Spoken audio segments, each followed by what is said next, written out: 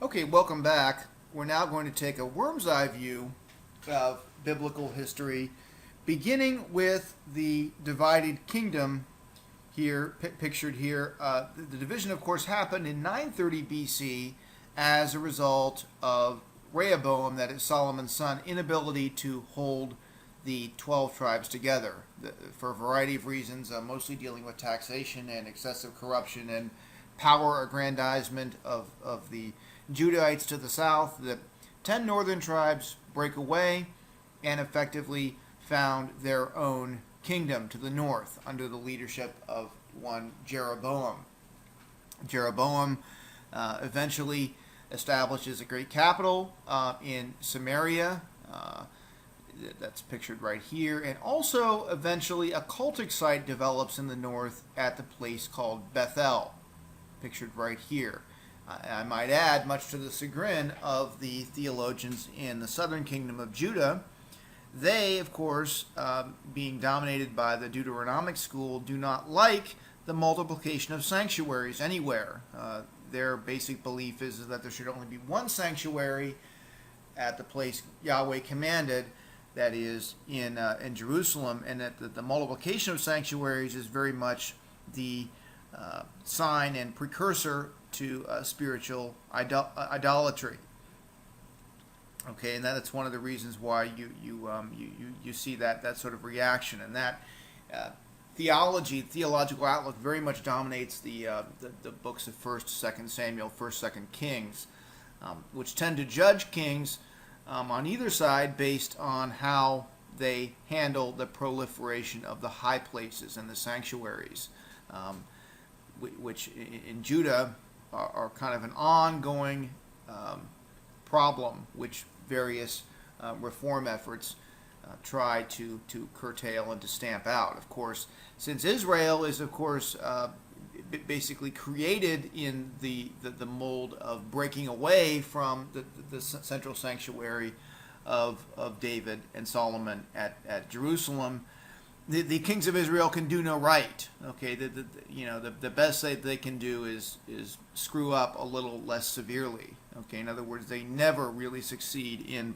pleasing the authors of 1st, 2nd Kings, no matter what good things that they may be able to accomplish on their own. And so you can see that there's a great political, military, and also, in some sense, a theological rivalry between the two kingdoms, the kingdom of Judah to the south and the kingdom of Israel to the north.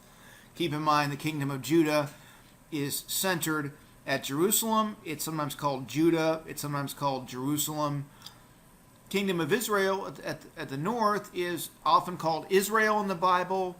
It's often called Samaria, and sometimes it's even called Ephraim, which is the name of its most prosperous and numerous tribe. Okay, keep those terms in mind. Of course, the term Israel is a little bit confusing because it also can refer to the whole unification of the kingdom. So you have to be careful when you're interpreting the Bible to ascertain what the meaning of Israel is when you see it. Now, typically, when you see it in parallel with Judah, Israel, Judah, then you get the idea, well, it's only referring to the northern kingdom. But at any rate, there's a great rivalry that develops between these two, although punctuated with brief episodes of friendship. At various times in the 9th century, that is the 800 BC time, there were attempts at unification, again, which don't really seem to get very far, but there are some temporary military alliances that the two embark on together against the Moabites and the Ammonites. And one particularly famous one was between King Jehoshaphat in Judah and King Ahab in Israel. King Ahab, of course, is the one who was king throughout most of Elijah the prophet's ministry. But at any rate, those two unite forces and embark on a very ill-advised attack against the Syrians to the north, or the Arameans, which results in Israel's defeat and Ahab's death, and so also the death of really any great cooperation between the two kingdoms. But as time goes on, Israel actually begins to be more powerful. They're far more numerous in many ways, and although they don't benefit from the Davidic protection, and by that I mean the stable monarchic dynasty that you see in the southern kingdom, always under the line of David. Israel in the north goes through several different dynasties. The dynasty of Jeroboam the first falls after only a few generations. Then you see the rise of the so-called Omri dynasty, the Omrides. They too fall, and after a brief period of instability, the rise of the Yehu dynasty toward the end of the 9th century, it becomes the most powerful dynasty Israel had seen yet. Okay, King Yehu was a very powerful king, and was able to, in effect, get the northern kingdom to clean up its act temporarily. And so the power of Israel very much increased heading into the 8th century. And by the 8th century, I mean the 700 BCs. Okay, so we're talking now about 750 or so, the great rise of King Jeroboam II, okay, who pretty much presides over Israel at its great peak. Of course, the time of the great peak of Israel's power is also a great time of spiritual decay, as you often find in societies. Wealth and power and privilege and prestige sometimes leads people to become a little bit slack around certain moral and ethical issues. And that's exactly one of the things that Amos the prophet complains about in the northern kingdom. Now, Amos is actually a Judahite by birth, but is sent by God to preach to the northern kingdom, primarily not about the issue of idolatry, but about the issue of social justice and sexual immorality and lack of concern for the poor and the abuse of the cult in Bethel to the point where the cult is basically becoming a great party for the rich and the well-to-do, to the neglect of the poor and the lowly and the downtrodden. Amos is a great figure that really anticipates the aspect of Jesus' ministry which focuses on social justice and the concern of the poor. Amos is sent around 750 or so at the real peak of Israel's power to warn the people that God will not tolerate them using the cult in Bethel to hide behind, in effect to conceal their great transgressions. And so he begins to warn Israel of the coming catastrophe. Now at the same time, and it's no indication the two men knew each other, but another prophet, Hosea, you can see his icon looks very similar to Amos, is also sent to the northern kingdom.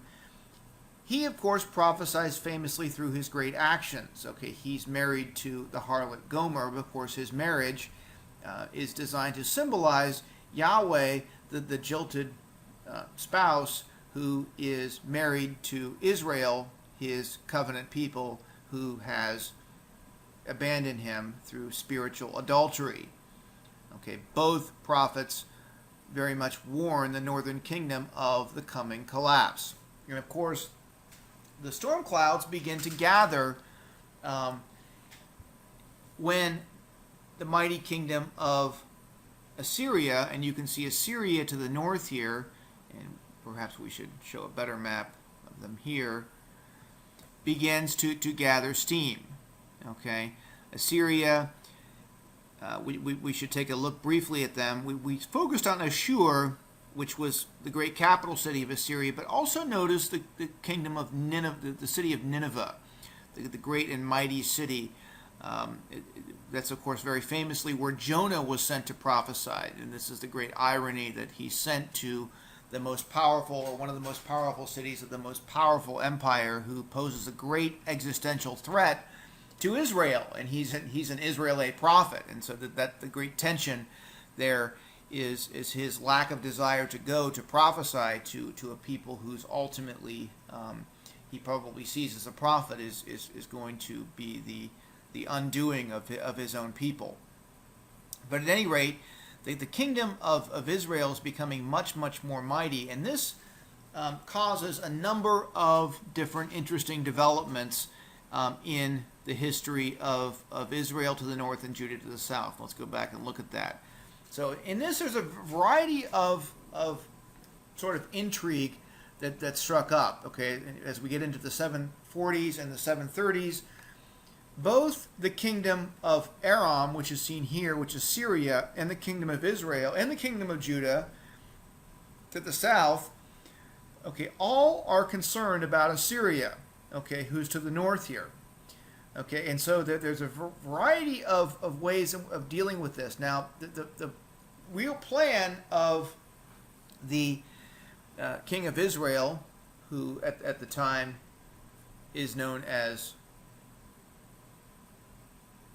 Pekah, okay, and the king of Aram or Syria, who is known as Rezin, both of them conceive of a plan ultimately to form a collective security alliance enlisting the support of the Judahites to the south. Okay? The Judahites to the south are headed by King Ahaz, and King Ahaz is pictured here. Okay? King Ahaz is ultimately very, very worried about this particular alliance because he is in effect being conscripted, in effect against his will, as, in effect being a pawn in Israel and Aram's attempt to balance their own power here against the growing Assyrian threat to the north. Okay, so about this time, Isaiah the prophet receives a vision, and here's Isaiah, and this is actually a picture of the vision here in the tail end of the reign of Uzziah. You can see there the angel here. This is all depicted in Isaiah chapter 6. Isaiah receives a hot coal on his tongue and is given the ministry to prophesy. Of course, the idea in Isaiah 6 is that the ministry won't go well. In fact, he's going to preach to Judah, and his words will not have great reception. Okay, that they will not be heard. But at any rate, the very first specific concrete act he's given is in Isaiah 7, and he is told to go to Ahaz and warn King Ahaz not to accept and to stand firm against the pressure from Israel and Aram to the north to ultimately join this collective alliance against Assyria. Okay, well, the two kingdoms of Israel and Aram don't take kindly to Ahaz's refusal, and so they decide to make war against him. And this is the so-called Syro-Ephraimite war, in which they decide to launch an attack against Judah to the south collectively.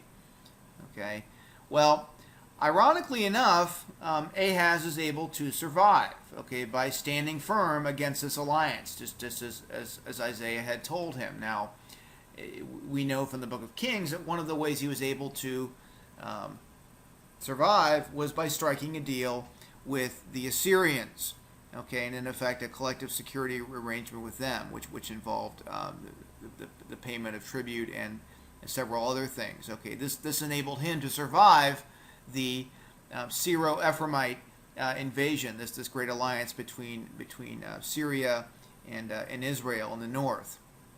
So he's able to survive, but this ultimately is the undoing then of the collective security arrangement of the Israelites and the Arameans. Okay, they're not able to pull things together enough, and so ultimately they're going to be destroyed, precisely as Isaiah predicted that they would. Okay, Isaiah basically says to Amos, look, hold firm, because these two kingdoms to the north which threaten you, that is the Israelites and the Syrians, are going to be destroyed within 65 years, he says. Well, it actually turns out that they're destroyed a lot sooner than that. The Israelites invade, or sorry, not the Israelites, the Assyrians invade, and they invade through Tiglath-Pileser, who's the great Assyrian king, emperor, launches a great invasion beginning in the 730s, and in several waves of invasions, he ultimately is able to mostly destroy Israel to the north. Okay, and you can see him here pictured in the famous stele, which is in the British Museum. Now, he ultimately is succeeded by his son, Shalmaneser. Shalmaneser finally succeeds in completely destroying Samaria. Okay, that is, completely destroying the northern kingdom in 722 BC. In 722 BC, Assyria embarks on a great program of deportation in which all the conquered peoples to the north are scattered to various cities in the Assyrian Empire. And you can see a depiction of that here. Okay, in the green to the south is the area which the various deportation routes begin. Okay, and you can see that there's whole waves of deportations that take place. And there's only a tiny remnant of the original 12 tribes, 10 tribes to the north, which remain in and around Samaria. Okay, they become the people the New Testament knows as the Samaritans. Okay, so at any rate, this is how Judah to the south, under the leadership of Isaiah, weathers the storm, the sort of the first wave of invasions. Now we're going to see when we come back that there's an even greater threat that Israel, that Judah is going to face, and that's going to be again by Assyria, but this time by the son of Shalmaneser. Assyria, having conquered Israel to the north, is now going to set its sights on Judah to the south. And how Judah survives is going to be the subject of the second part of the first section of the book of Isaiah. The first part deals with Ahaz's resistance. That's pretty much covered in chapters 7, 8, 9 through 12.